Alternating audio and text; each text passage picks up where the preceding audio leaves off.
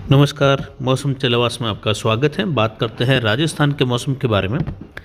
जिसमें जानकारी देंगे कि अगले 24 घंटों के दौरान किस प्रकार मौसम रहेगा राजस्थान के क्षेत्र में, और आने वाले 72 घंटों की भी बात करेंगे, जिसमें कई क्षेत्रों में मौसम बदलेगा और अरावली रेंज के कई क्षेत्रों में जो है परिवहन आवागमन बाधित होगा और कई जगहों पर खंड वर्षा की गतिविधियाँ दर्ज होगी, हल्की मध्यम, कहीं कहीं तेज, तो कुछ दक्षिण पूर्वी राजस्थान के इलाकों में कहीं कहीं मूसलाधार गतिविधियां भी सीमित दायरों के क्षेत्रों में देखने को मिलेगी, जिसमें विशेषकर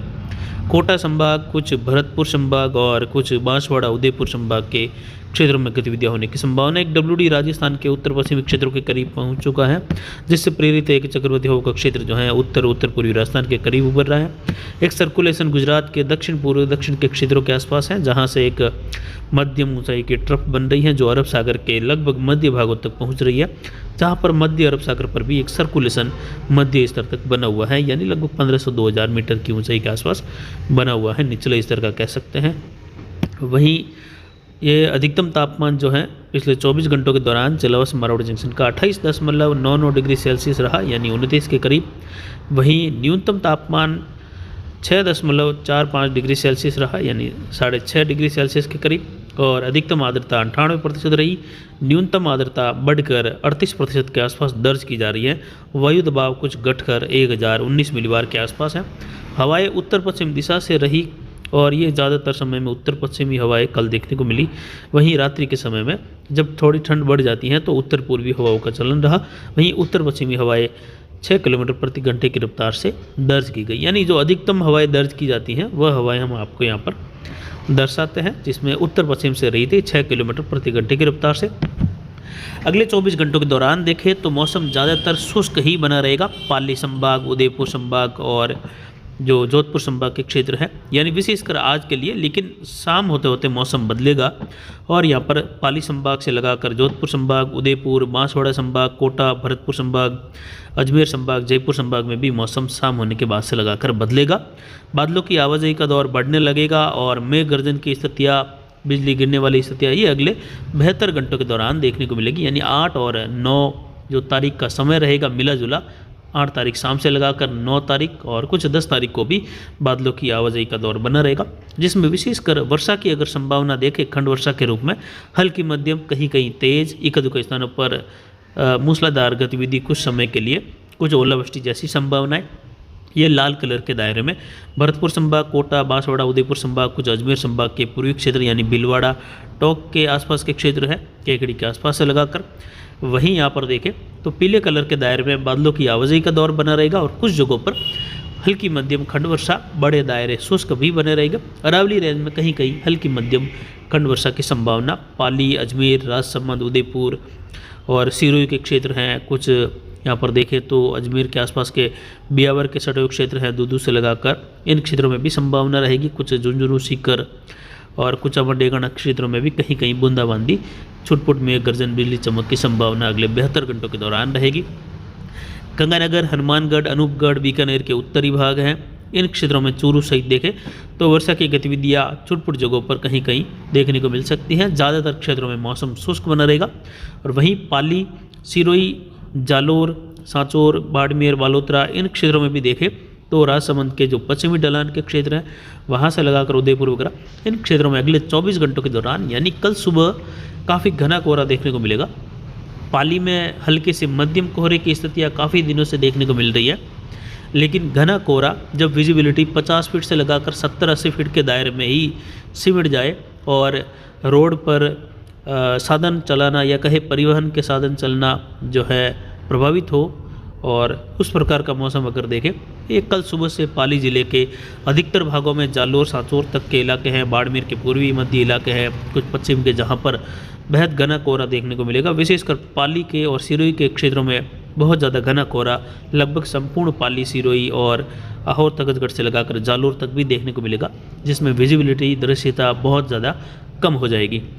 इस प्रकार घना कोहरा छाने की संभावना है और कुछ वर्षा की संभावनाएं यहाँ पर देखने को मिलेगी। जालोर, पाली, सिरोही के आसपास से लगाकर हल्की खंड वर्षा, कहीं कहीं मध्यम, लेकिन बड़े दायरे बादलों की आवाजाही के साथ, बूंदाबांदी के साथ शुष्क भी रहेंगे। वहीं बारिश की गतिविधियाँ विशेष कोटा और कुछ बांसवाड़ा उदयपुर संभाग से लगाकर भरतपुर और कुछ जयपुर संभाग के क्षेत्रों में रहेगी। जयपुर संभाग के भी पूर्वी उत्तर पूर्वी क्षेत्र, कुछ अजमेर संभाग के क्षेत्रों में। बाकी राजस्थान में लगभग मौसम बादलों की आवाजाही के साथ शुष्क ही बना रहेगा, कहीं कहीं बौछार मात्र देखने को मिल सकती है। ये सिस्टम आगे निकलने के बाद एक बार पुनः उत्तर पश्चिमी हवाओं का रुख बढ़ने लगेगा और आने वाले दिनों में देखें तो दूसरे और तीसरे सप्ताह के मिले जुले समय में फिर से शीतलहर की स्थितियाँ देखने को मिलेगी राजस्थान में। और आने वाले दिनों में देखें तो शीतलहर या कहे कोल्ड वेव जैसी स्थिति फिर से राजस्थान के कुछ नए दायरों में भी देखने को मिलने की संभावनाएं बन रही है। विशेषकर तीसरे सप्ताह में और चौथे सप्ताह में फरवरी की शुरुआत में सर्दी की गतिविधियां बहुत ज़ोरों पर रहेगी और उस दौरान कई जगहों पर बर्फ़ जमने की संभावनाएं बढ़ जाएगी। हालांकि -0 के आसपास के तापमान में बर्फ़ जमने की जो संभावनाएं अभी तक थी और जहां पर बर्फ़ जमी उसमें पाली ज़िले के पूर्वी क्षेत्र हैं, राजसमंद, कुछ उदयपुर के क्षेत्रों के आसपास से लगाकर जो पश्चिमी ढलान के और कुछ सिरोही के माउंट आबू के क्षेत्रों के आसपास देखने को मिली। तो कुछ जगहों पर नागौर अजमेर के मिले जुले क्षेत्रों में भी बर्फ़ जमने की यानी 0 और 0 के नीचे तापमान में कुछ पाले जैसी स्थितियां बनी। ऐसी ही स्थितियां आने वाले दिनों में फिर से बढ़ेगी और कुछ नए ज़िले भी इसमें शामिल हो सकते हैं, यानी ठंड की जो स्थितियाँ हैं वो बढ़ने वाली हैं। अभी तक देखें तो विशेष कोई ज़्यादा ठंड की स्थितियाँ नहीं रही। हालांकि इस बार उत्तरी राजस्थान, उत्तर पूर्वी राजस्थान में जो कोहरे की स्थिति है उसकी वजह से शीत दिवस की स्थितियाँ काफ़ी दिनों से बनी हुई हैं और इस प्रकार के मौसम की संभावनाएं मौसम चलवास के द्वारा अक्टूबर महीने से ही लगातार आपको बताई जा रही थी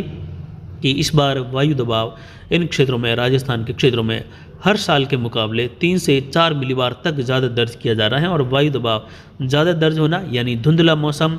और धुंध या कोहरे वाली स्थिति का बना रहना आने वाले समय में दर्शाता है। इस प्रकार की जानकारी आपको अक्टूबर नवंबर में खासकर लगभग हर वीडियो में इसका जिक्र हमने किया है और ऐसा ही शीत दिवस वाला माहौल और धुंध वाला माहौल आप राजस्थान के क्षेत्रों में पिछले लगभग 2 सप्ताह से देख रहे हैं और आने वाले दिनों में भी ऐसी स्थितियाँ राजस्थान के अलग अलग जिलों में बनी रहेगी। उत्तर गुजरात तक भी कोहरे की स्थितियाँ देखने को मिलने की संभावनाएं आने वाले समय में बन रही हैं। वहीं आने वाले समय में देखें तो वर्षा की गतिविधियाँ फिलहाल जो हैं